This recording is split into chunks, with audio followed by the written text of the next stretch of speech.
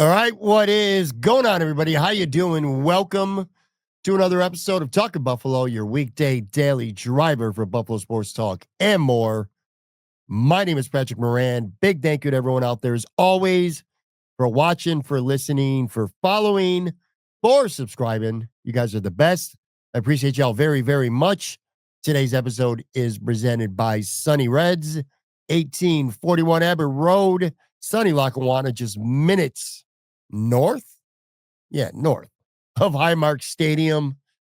I've said it so many times, and I'll continue to. In my opinion, the most underrated spot in all of Western New York to go to, between the wings, which are literally elite, brick oven pizza, fish fries, burgers, all kinds of other food, just really great vibes, good people there. It's a great place to go watch a sports game. Just there's so much to do there. I love that place.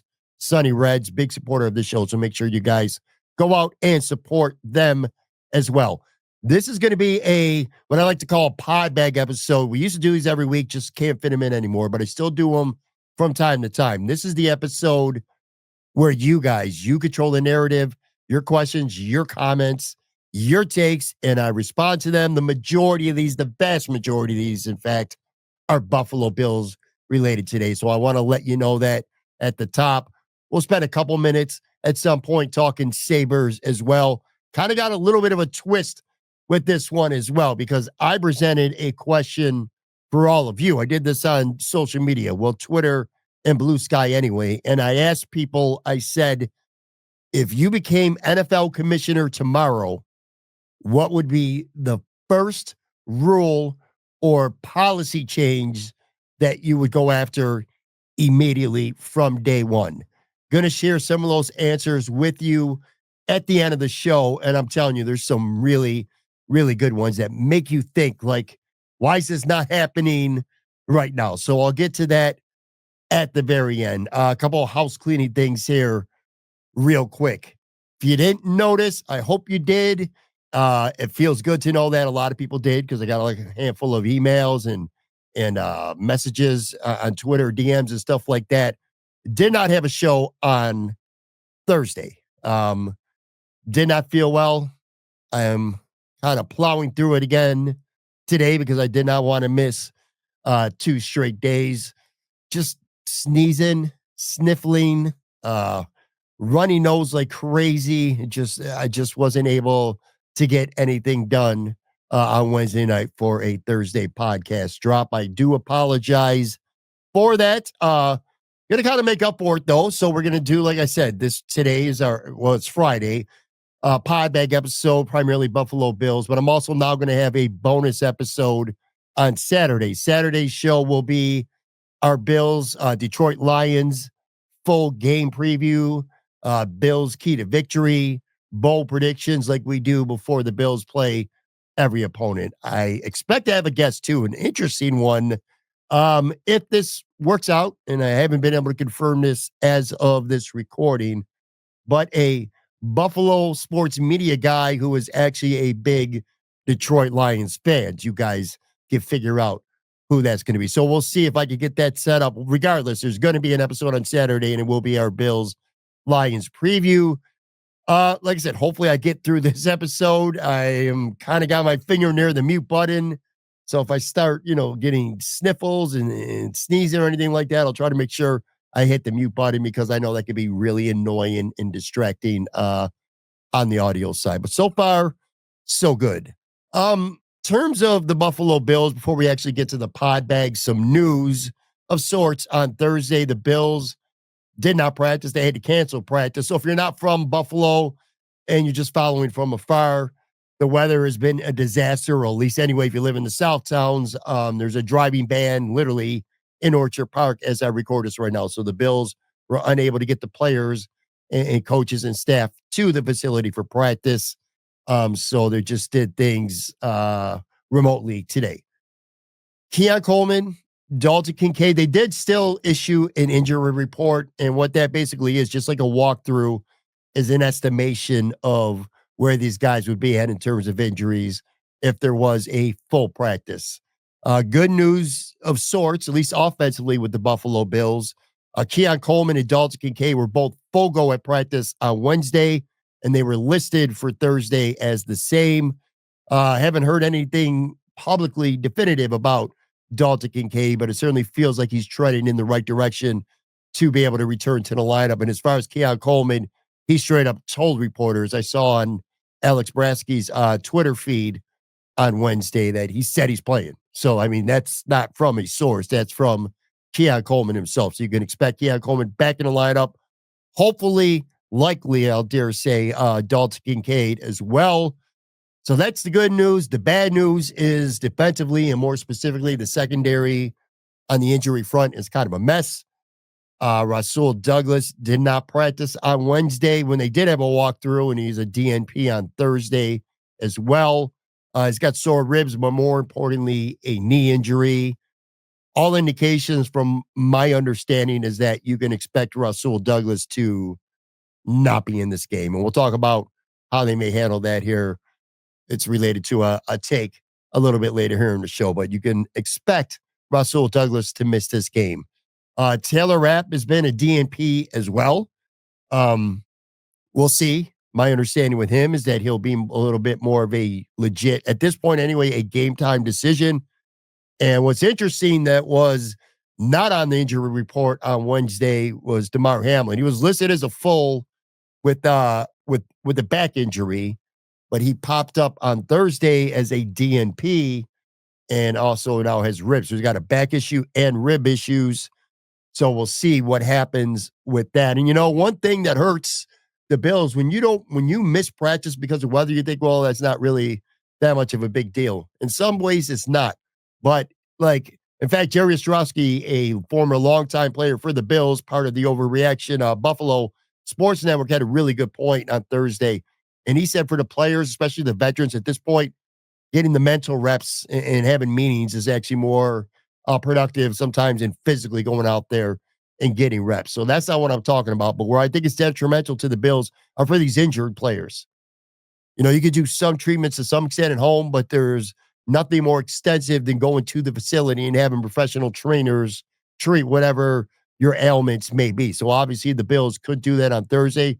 So that doesn't hurt anybody who's kind of on the mend right now as well.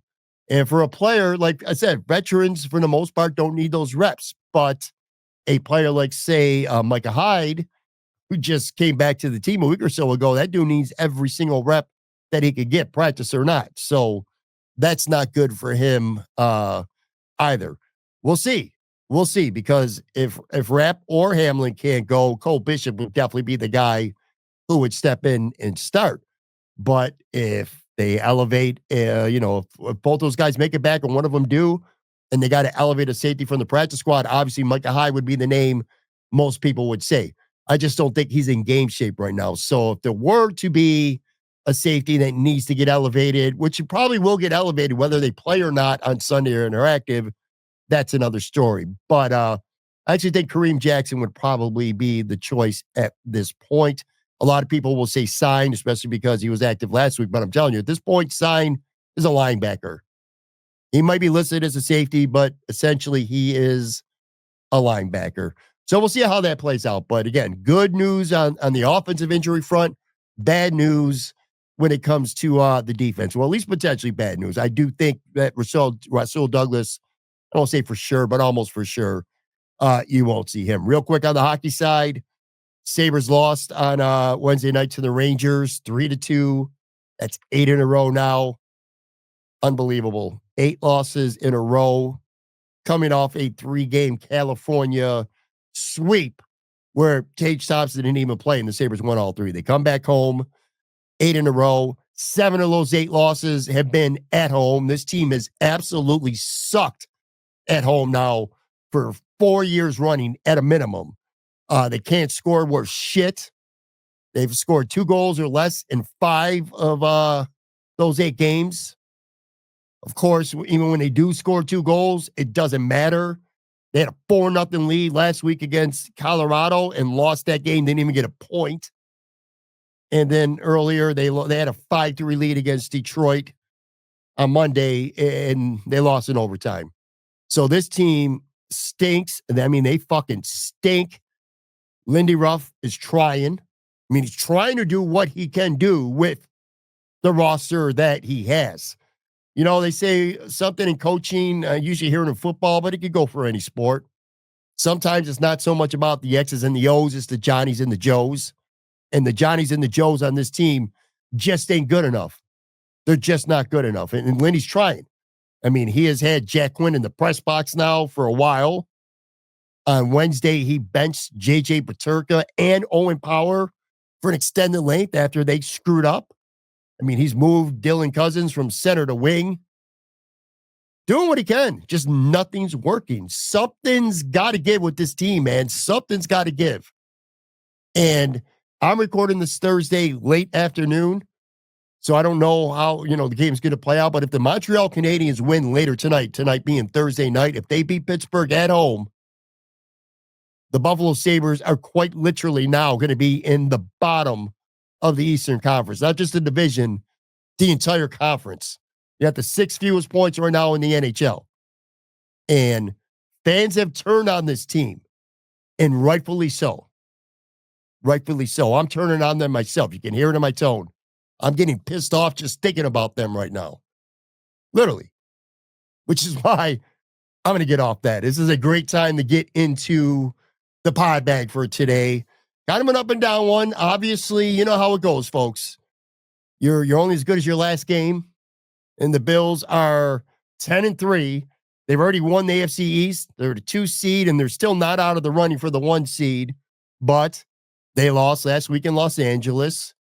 So as it goes, fans got some shit to get off their chest to bitch about. I want to get to a few of these. I don't necessarily, you know what, maybe bitching is the wrong word, because in my opinion, almost all these that I got that I'm going to read for you and get to on the show right now are valid. Very valid. Maybe none so more than this first one here. This is from @Michael Billar. And he says, is Ed Oliver basically Gabe Davis for this team? Is Ed Oliver Gabe Davis for this team? A splash game here and there, but otherwise obsolete. Well, I'll tell you what, Michael, that is a very fair point. It is a comparison that I never, for whatever reason, thought of. But now that you bring that up, and I have spent some time thinking about it since seeing this comment from you, I think it's a good comparison. I think it's a really good comparison. It's a fair point, and it's a good comparison. Gabe Davis was one of the bigger Bills splash players that we've seen here in this organization in the last 10 to 20 years, quite literally. I mean, you go back to games from last year, 2023. Gabe Davis had 3 games of at least 100 yards receiving. He was awesome in those games. Awesome. But he also had 7 games where he had less than 25 yards receiving. So it's basically, that's 10 games where it's all or nothing. 3 with over 100 yards, 7 with less than 25, which is terrible. And that was last year. I went back the year before that as well. He had 3 games of at least 88 yards, but then he had 8 games where he had under 40 yards. So again, that's 11 out of, and he only played 16 games a year. So 11 out of 16 games, he either had pretty much 90 yards receiving or less than 40. Like no in between, no steadiness. Gabe Davis was either really effective or he was pretty much a complete non-factor. And if you really think about that, it sounds an awful lot like Gabe Davis to me. I'm sorry, like Ed Oliver to me. Ed Oliver last year to this year, if you look at the stats anyway, it's night and day. It's night and day. And I had issues last year with Ed Oliver at times. I mean, his stats look good, but I didn't think, well, I shouldn't say that he didn't play well, but there were definitely too many games where I thought he was not a factor. But then there were other games, like I said, where he was one of the 2 or 3 best players on the football field. Last year, Ed Oliver had 9.5 sacks, and he had 14 tackles for a loss. For a defensive tackle, for any defensive tackle, I don't give a shit who it is, that is great production. If that's not Pro Bowl production, that's at least borderline statistical production. Again, 9.5 sacks in 2023, 14 tackles for a loss. Fast forward to this year. The Bills have played 13 games. Ed Oliver, I believe, has missed 1 game. Maybe 2. He's played at least 11 games. That much I know for sure. And Ed Oliver for the season, one sack. One sack this season. And that came in week 2 on a 4th down play at Miami. I remember the play very well. One sack for the season. He's got 2 tackles for a loss for the season after having 14 last year. Like, where is the production? And Ed Oliver was hurt last year. He had an ankle injury. Ed Oliver, by all accounts, from everything we know and we see here, he's been pretty relatively minus the, he missed the game because of an injury or whatever, but he's been healthy, especially of late. He's been healthy. He just ain't doing nothing. He's just not. 1 sack, 2 tackles for a loss. That's like Buffalo Bills, Tim Settle, or Jordan Phillips, or Puna Ford production right now at this point. It's just inexcusable. It really is. It's inexcusable for a guy that has the talent that Ed Oliver has, a guy that was a top 10 pick, a guy that, which he can't control that, but so even if you want to throw that out the window, he's a guy that played well enough that the Bills invested enough in to give him a large contract extension. And that's just not good enough. And that's what he's supposed to be good at. I understand he's an undersized defensive tackle. Dude ain't supposed to be Ted Washington. Dude ain't supposed to be Pat Williams. Dude's not even supposed to be Star Lotulele.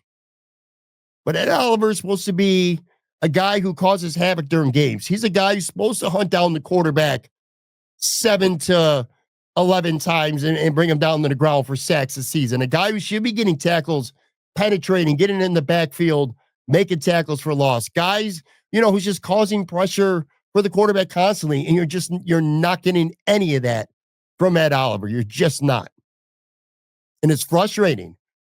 I've had 2 straight years. If you go back and you listen to or watch an episode of Talking Buffalo shortly after the Bills were eliminated last year against the Chiefs, or 2 years ago when they were eliminated against the Bengals, I teed off on Ed Oliver because he was absent. He was non-existent.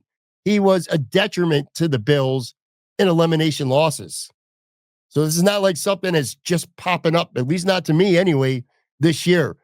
And I've noticed Bobby Babich was asked about Ed Oliver multiple times during his press conference earlier this week. I've seen people, other content creators, media people writing about Ed Oliver lately, talking about him more because everybody wants to know where's the production? Where is it? Where is it? And I'll say this, though, for the defensive line. I mean, it's not just Ed Oliver. It goes well beyond just Ed Oliver as well. And I know you didn't ask me, Michael, about this, but I'm going to add this anyway. I mean, Groot has been, for the most part, great. Although you can argue he's really been feasting on the bad teams, the bad tackles. I mean, he has just been dominant in those games. Not so much in others. But I'd still say, all in all, it's been a really good season for Groot. I think he's definitely taken his game to another level. Von Miller has been pretty good. Not even just with pass rushing, but I think he's been kind of improved even as old as he is. He's gotten better at run defense in his old age. But, the rest of this line has just been, like Ed's partner, Daquan Jones, I think he's been so-so this year. 2 sacks, 5 tackles for a loss, which again is both way better than what they've gotten from Ed Oliver. A.J. Epenesa's 5 sacks this year. He had 6.5 the last 2. Kind of just tracking with what he's done in the past couple of years. Hasn't really taken that big next step that we thought he might when the Bills signed him to an extension this offseason. Very few splashy plays either.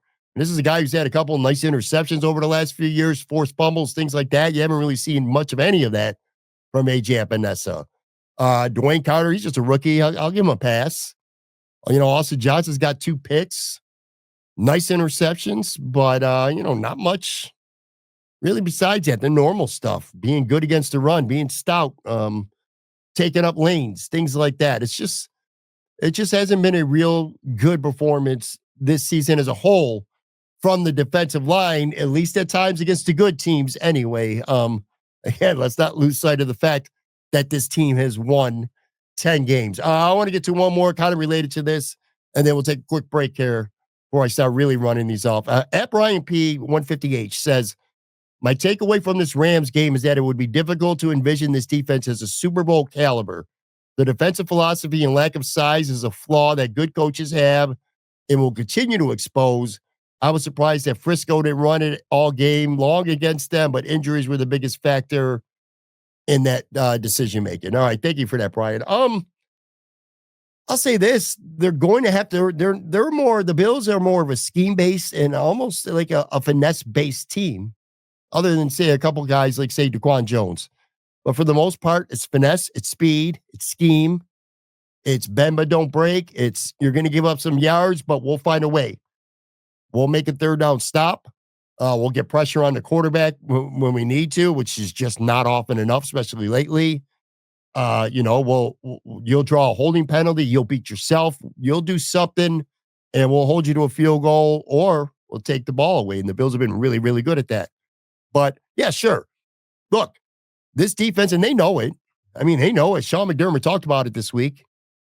They're going to have to be more physical because there are a lot of strong physical teams in the AFC. I'm talking about playoff caliber teams that'll probably be in the postseason that could really run the ball down your throats and be very physical. Baltimore, we know, we've seen it firsthand. Baltimore is one of those teams.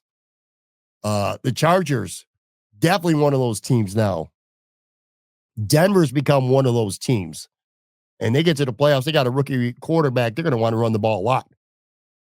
So those are, teams that like to run the ball, be very physical. Those three teams I named off, they're almost certainly going to be who the Bills, one of those three teams, the Bills will end up playing in the wild card round. So this defense is going to have to be physical. And the Chiefs, they're not the most physical team in the world, but they're no slouches either. They can be physical. Ditto for Houston. Joe Mixon is a good running back. They can run the football too. The Bills are going to have to be able to be physical up front, and they're going to need to be able to stop the run better. This defensive line, and this is where it starts with. To me, the whole Bills defense comes and goes. It starts and stops with the defensive line. If Ed Oliver's playing up to the way he's capable of, Greg Brazeau, a couple of these other guys are contributing.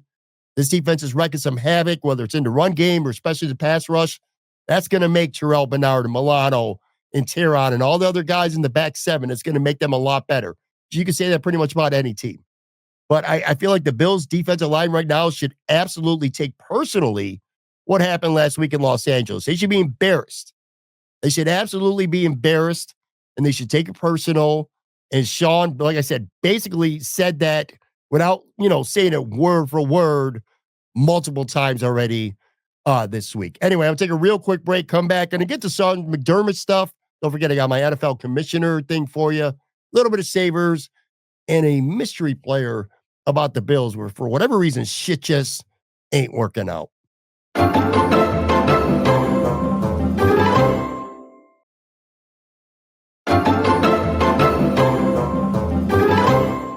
All right, I am back here going through a Podbag episode. It feels a little bit weird doing this for a Friday episode. It's usually a Wednesday or Thursday thing. Real time, I'm literally looking at my tweet deck right now, and I see Juan Soto in a New York Mets introductory press conference, and I don't like that very much as a Yankees fan. Tell you what, though, I'm not that mad that the Yankees didn't sign him for the amount of money that he ended up getting. New York already got Max Fried, so they got one pitcher. I want to see what they do with that money, and then I'll kind of reserve judgment for that afterwards. But anyway, all right, let's keep this going here. This is Tooch.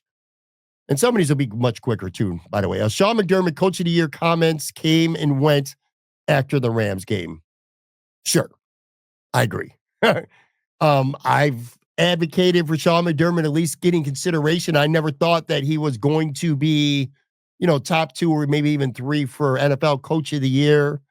You got a few other guys out there, I think, who have always been more likely, but Sean McDermott at least deserved to be in the conversation. And that was kind of my sentiment. After a game where the defense didn't show up, something that he's largely, even though he's out to DC, he's still largely responsible for that. And of course, the game management things he did. Yeah, I agree with you. I think that's out the window. I'll continue with Sean here. At the Nate Dogg 106 says, anyone who thinks coaching cost them this game is a moron.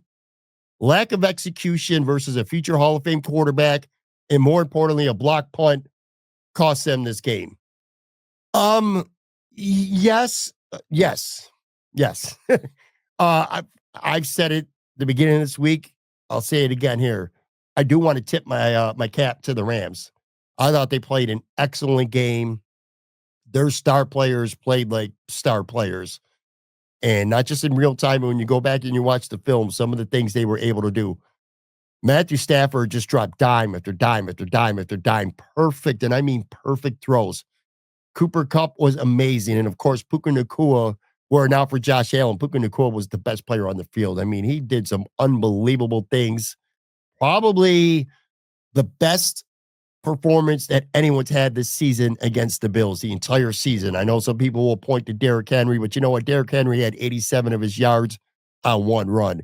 Puka Nacua from the first quarter to the very end was the one guy drive after drive after drive the Bills just did not have an answer for. So I want to tip my cap to them. I agree of sorts because all the coaching talk about Sean definitely overshadowed to some extent, at least earlier in the week anyway. He kind of circled back to the defense now, but earlier in the week, there was a lot about Sean screwing up with the timeout and with the accepting the penalty when he should have declined it. Things like that. It overshadowed the fact that the defense sucked. The Bills defense sucked against the Rams, and it was drive after drive after drive. It wasn't like, just Puka just made a unbelievable 80-yard catch or any stuff like that. It was just grind it out, grind it out, grind it out. Every drive was like 65 yards or more. I think the Rams had like 6 touchdown drives of at least 65 yards. So yes, the defense sucked ass. They were terrible.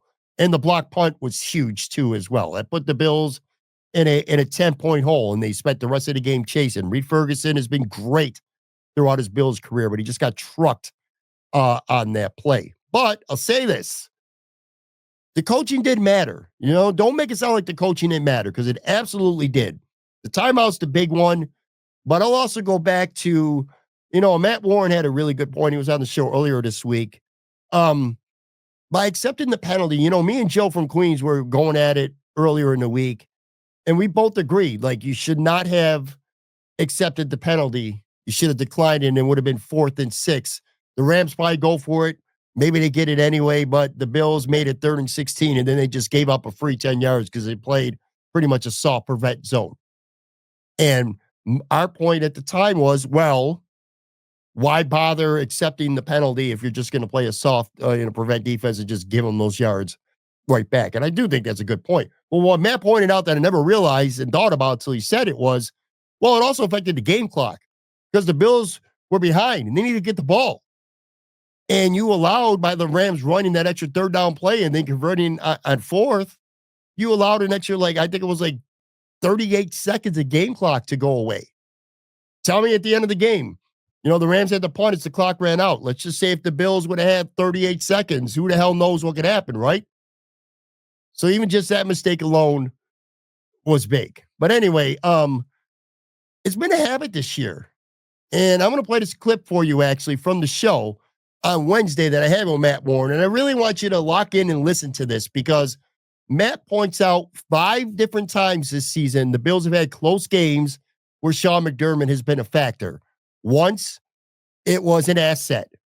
Once, you could say it worked out, but it wasn't really the right call. You could go either way. It's certainly debatable. And then there's 3 times this season, even if they didn't pay the price all 3 times, they did in 2 of them now, though, where Sean McDermott completely was a detriment to the team. So let me play this clip for you again. Like I said, this is from Wednesday, and this is Matt Warren talking about Sean McDermott's late in-game management. Oliver and Daquan Jones in the middle of that defense remains to me my biggest concern about this team going forward in the playoffs. Number 2 is, without question right now, is Sean McDermott going to do something that hurts his team in a very critical point? Go ahead. There's been 5 close games the Bills have played this year. He's ended one of them well, which is the Chiefs going forward on 4th and 2. Try to keep the ball out of Mahomes' hands, push to a 2-score game. That was the good one. There's been one that was kind of up in the air as a toss-up as far as I'm concerned, which was letting Tyler Bass kick that long field goal with 10 seconds left. Because if he misses that, now the Dolphins have a chance for a Hail Mary or their own long field goal. So that was kind of a toss-up. It ended up working out, which, again, I'm grateful for. But then there were 3 bad decisions that he made. The Bills was like second and short against the Cardinals late in the game, up 3. And instead of trying to get the first down and end the game, they took a knee and kicked a field goal to make it a 6-point game. A 6-point game with like whatever it was, 40 seconds left. The Cardinals drive down into Bills territory and have a shot at winning that game because the Bills didn't try to win the game. Again, bad management at the end of the game. Then we saw what happened at Houston. They're backed up against their own goal line with no timeouts. Josh Allen's having a bad day, like just not a good time to try to march the length of the field with 45 seconds. They end up getting a short punt. The Texans get one pass play in, kick the field goal. They win the game in regulation because the Bills mismanaged the end of that game. And then, of course, this one at the end of this game. So that's 3 different ways Sean McDermott has blown the late game, or almost blown the late game in this season, or made bad late game decisions, let's say. So 1-3-1, like not great numbers from your experienced coach of the year level head coach. So there you go. That was really good stuff there from Matt Warren, and obviously something to keep an eye on, because at some point there's going to be a close game where Sean McDermott makes a decision that's going to be huge, whether it's for the right reasons or for the wrong reasons. Very likely at some point, if the Bills are going to make a playoff run, that it comes in the postseason. Let's move on here. At Brilliant Bob says, Bills regular season is nearly over. What remains the biggest mystery to you? Like that question. That's a great one. And my answer is this: Kyrie Elam. What is Kyrie Elam? What does he do wrong?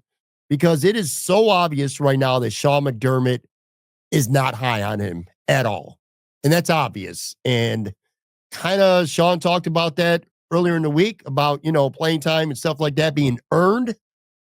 And look, I get the inactive part. Like, he's been inactive a lot lately, and I get that. I do. And I don't really necessarily think that that's an indictment on Kyrie Elam, because you're playing the numbers game. So if Rasul Douglas and Benford are your starters, and you're only going to carry one boundary corner as a backup, which they do, I think, in part because they like to have that extra defensive lineman in the rotation.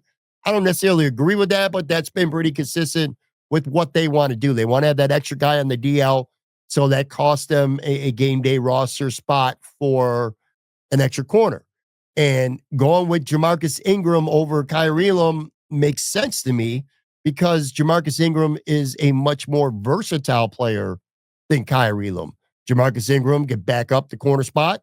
Jamarcus Ingram can play the dime safety spot, and he's done it well. In fact, he had 2 interceptions, including a game-sealing pick 6 all the way back in week 2 in Miami. So we know he could do that, and he's pretty damn good on special teams as well. So I get why, if you're going to have that backup because of the value he brings in his versatility, I can understand why Ingram would be active over Kyrie Elam. But when you get to a case where a guy like Rasul Douglas is hurt, and again, I really don't think he's going to play, that's like Kyrie Elam should be starting territory to me. Like, if Kyrie Elam does one thing well, it's playing the games. It's what it seems like to me. I don't know. I don't see it. Maybe you do, but I don't see Kyrie Elam going out there and just being a huge sore spot during the games when he's had opportunities to play. He played in one game earlier this season. I want to say maybe the Jets game. Benford missed the game. Anyway, whatever game he started, I thought he was fine. I remember. I was like, he didn't hurt the team. So you would think that Kyrie Elam, all right, well, Rasul Douglas is out. Ingram will stay in the same role he's been in, and Kyrie Elam will come in and start. But it's certainly, from everything I understand and hear, that ain't the case. That's not the case. And I wonder what it is about Kyrie Elam. It's something that he does wrong at practice, that he did something that just doesn't go through, doesn't get it in his head. I know he came into the league primarily as a man corner, and the Bills like to play a lot of zone. But I mean, this guy's been in the league now. This is his 3rd season. It's his 3rd season. So what is going on with him? Why is Sean McDermott so low on him?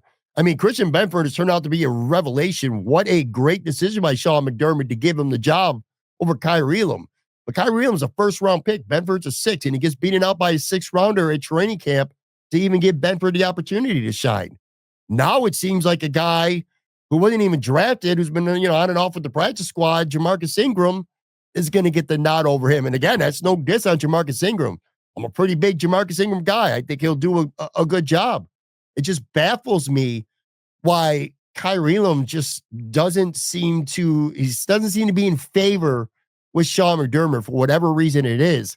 And I know there's a lot of people out there that are assuming that Rasul Douglas, who's going to, he's up there in age now, he's going to be a free agent at the end of the year. The Bills got a lot of younger guys that they want to re-sign and build their team around.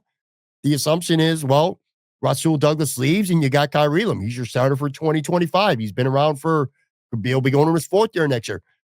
I don't buy that. I think that's a wrong assumption to make. I would assume, if anything, that he might not even be on this team next year. Not with Sean McDermott around, it just doesn't seem like he's ever going to be a consistent starter on this football team when Sean McDermott is the head coach. And obviously, Sean's not going anywhere. But anyway, to me, that is easily one of, if not the biggest mystery of this football team right now. Like, why is Kyrie Elam kind of feel like he's in the doghouse all the time with Sean McDermott? At Ariel Grande 94 says, after this Rams game, I think I learned what it feels like to be a Bengals fan every week. Man, you ain't lying. That's got to be what it's like to be a Bengals fan. The Bengals have been doing this all season long. Maybe not scoring 42 in losing, but scoring like 25, 30, 35, 38 points in losing. I think I saw they lost like 6-7 games where they've scored at least 25 points this year. Just craziness. But yeah. I mean, Josh Allen could be stopped. The offense could be stopped, and it didn't matter because the defense couldn't make a stop to save their life. Sounds very much like the Cincinnati Bengals, which, by the way, quick side note here. That's a team I want nothing to do with in the playoffs. Like, they got 8 losses right now. I was rooting hard for Dallas to finish them off on Monday Night Football this week. I don't want nothing to do with Cincy. I don't give a shit how bad their defense is. Sooner or later, they're going to stumble into an accidental interception or fumble recovery or something. And that offense and Joe Burrow, I don't like the matchup for Buffalo. I never have. Joe Burrow's played exceptionally well against the Bengals offensively. They've done what they wanted to do. Just no. Give me the Chargers. Give me Denver. Hell, I'd almost rather play the Baltimore Ravens right now than play the Bengals just because of what Joe Burrow and that Bengals offense has done to the Bills over the past handful of years. At Carnage 13 says, if Saquon Barkley breaks the rushing record, does he deserve the MVP? We are all Josh fanatics, but Barkley is easily number 2 in my opinion. I'll agree with you about this much. He's number 2 on my ballot as well, my fake ballot. I don't have a real one, but I mean, you look at the numbers. He's on pace right now for 2,122 yards, which would break by 17 yards Eric Dickerson's all-time record that he set all the way back in 1984. Saquon's got to average 121 yards over these last 4 games to break the record. But to your question, I still say no. Unless Josh Allen plays really, really awful, like multiple games over this last month, like has like a 4 turnover game where his total touchdown to turnover ratio, doesn't look anything like it does right now. Josh is winning the MVP. And I don't think it should be close either. And that's not against Saquon Barkley. I mean, he's having a special season. But man, they got Jalen Hurts. They got AJ Brown. They're so good. The Eagles are so good. And it's unfair to hold that against a player that he's got great teammates around him, but that's just the way it goes. Plus, MVP is basically a quarterback award. So props to Saquon, but short of Josh, I mean, just being awful over multiple games these last 4. I don't think there's any way Josh loses this. At Facebook Great Moments, NFL player retirement that hit you the hardest as a fan. Jim Kelly. It's definitely Jim Kelly. I'm old enough to be around and remember his career. And when he retired, very emotional after that 1996 season. He was at the time my favorite player. I mean, if you're a Bills fan and growing up or an adult at that time, who didn't love Jim Kelly in that offense? I mean, it reimagined pretty much the NFL. So he just brought that swag to the Bills, led them to 4 Super Bowls. I mean, come on, what are we doing here?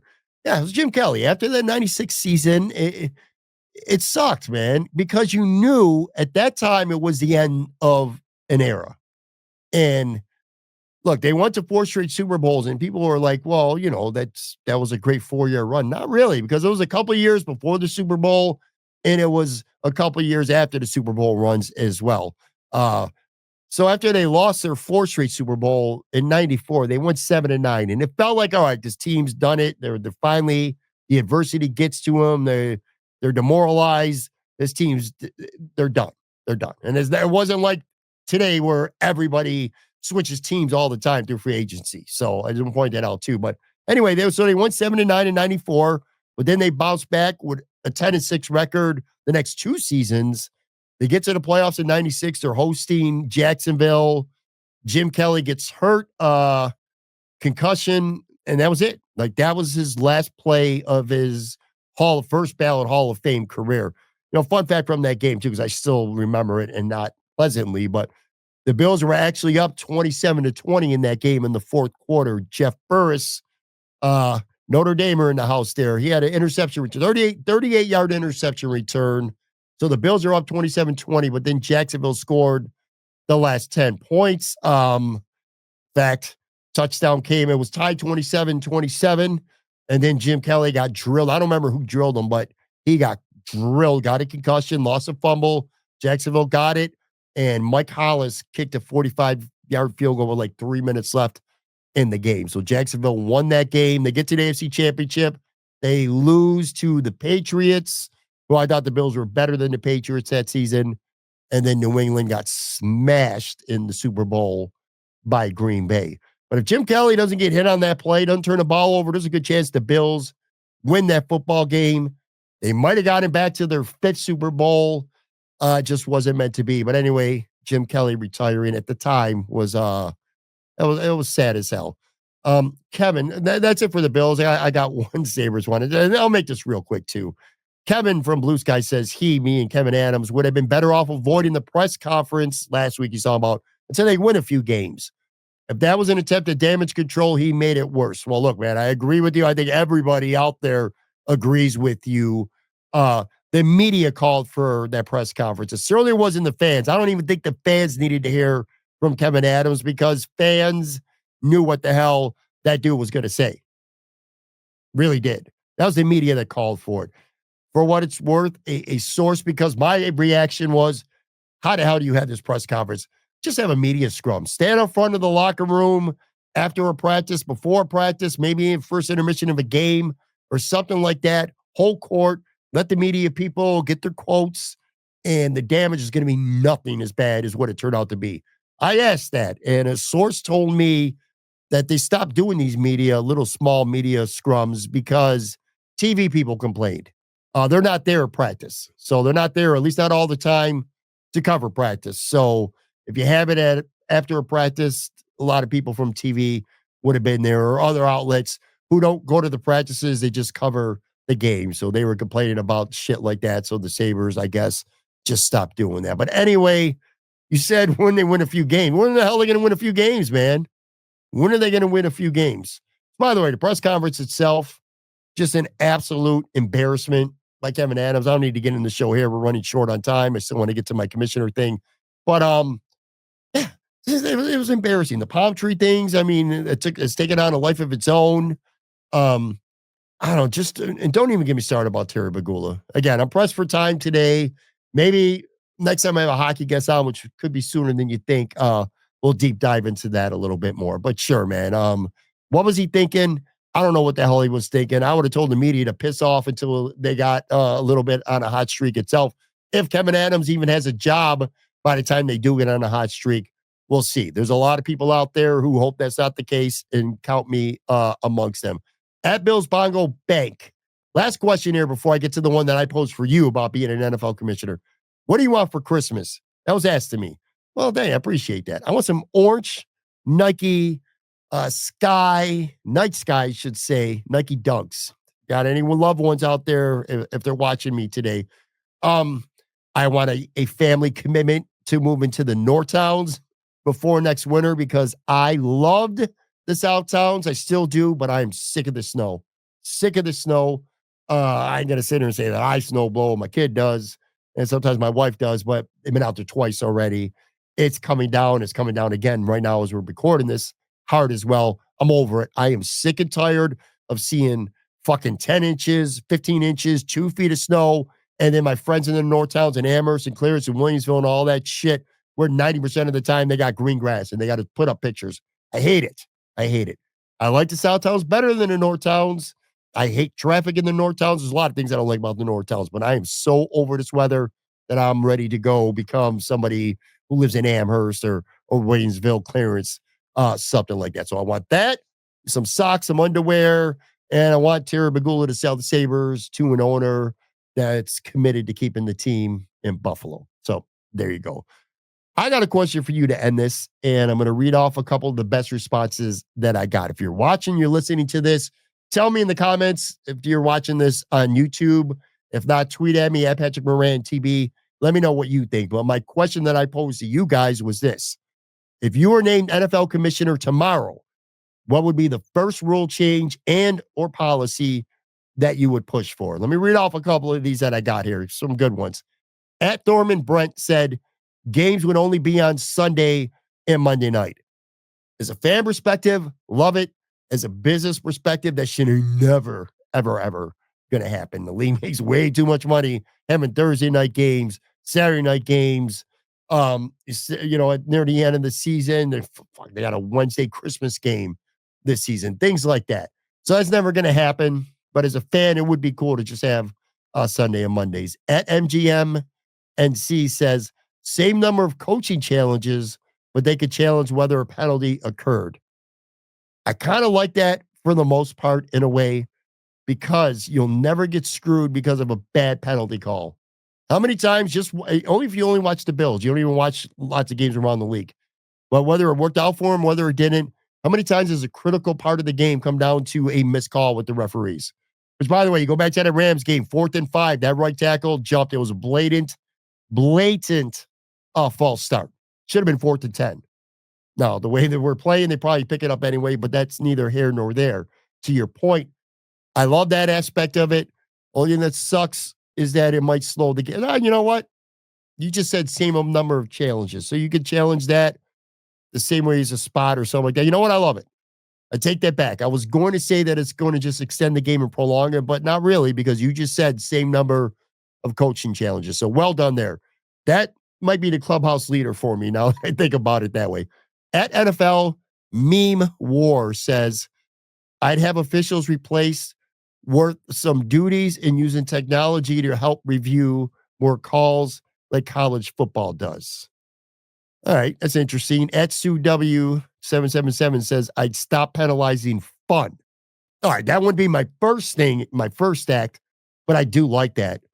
No more taunting. Who gives a shit? You want to taunt someone, you can taunt them. Now, if it's physical, like if you take a ball and you throw it at somebody's head, something like that, if you make physical contact, your body or the football or any part of anything, if it involves physical contact, then it should be a penalty. Anything else, shit talking, dancing, punting the ball to the stands, whatever it may be, I agree with you. I'm 100% with you there. At Air Uyo says, change defensive pass interference from a spot fall to a 15-yard fall. All right, that's interesting. Yeah, I guess. Trying to think this out here in real time. I mean, that would prevent a 45, 50-yard pass interference penalty, which kind of would, you know what? I would like that if the earlier comment about being able to review a penalty would also be in effect. Because, sometimes the guys get beat so bad and he's saving a touchdown by grabbing and bringing him down. It might be 40 yards down the field. I don't like the fact that that's only going to cost them 15 yards, where it could have been a 50-yard touchdown pass. But at the same token, you chuck the ball 50 yards down the field on 3rd and 17, and you get a flag for pass interference on a bad call. You can't even challenge it either. So, and that aspect, I would hate to lose 40 yards where it could have only been 15. So I'll include that if you could challenge penalties. At the Mold Dowdy says, Super Bowl is presented on President's Day weekend. All right, so that's the third Monday, President's Weekend. So you're basically pushing Super Bowl back 2 weeks. I don't love that one. At Taylor May says the Super Bowl on Saturday. I love that. I love that. That's something I would definitely want to do. How many of us watch the Super Bowl on Sunday night? It doesn't end till 9:30, 10 o'clock. You're exhausted as hell. You either call into work on Monday or you go to work on Monday and your production, it sucks. You're sluggish. You're exhausted. Maybe you're hungover as well. Who wants that on a Monday? Companies probably don't want that shit on a Monday either. You had the Super Bowl on a Saturday, and it's coming. There's always a bye, a week before the Super Bowl as well. So it's not like you're playing the Super Bowl on a short week.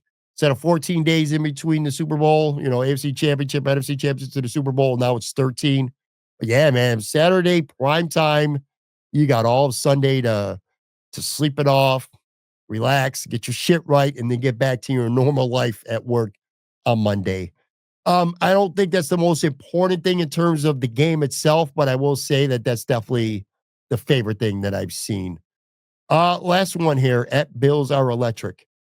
I don't like international games, especially for the players. Just start up another international league, maybe by the spring league when it folds, and move all those teams to the NFL World League. Lots of people want to buy an NFL franchise. This would be a backdoor to the NFL. Wow. That is pretty interesting. I'll tell you this, as a fan, a content creator, I can't speak for media people who cover the team full time, but I don't like the international games either. That's interesting. That's a real interesting point. All right, there's some good ones here. I think for me, though, the one that I would go with was same number of coaching challenges, but you could challenge whether a penalty occurred. And again, if it's close, just like a spot of a fall or if a guy makes a catch or not, if it's close, you go with what the call was on the field. But if it's conclusive, like say a false start or a blatant holding penalty that doesn't get called, something like that, I'm down with that. I think that would probably be the best thing right now anyway for the NFL. All right, guys, that's going to do it for this episode. Again, thank you very much. I kind of got through that. I didn't even sniffle. I don't think I did once. But anyway, thank you very much.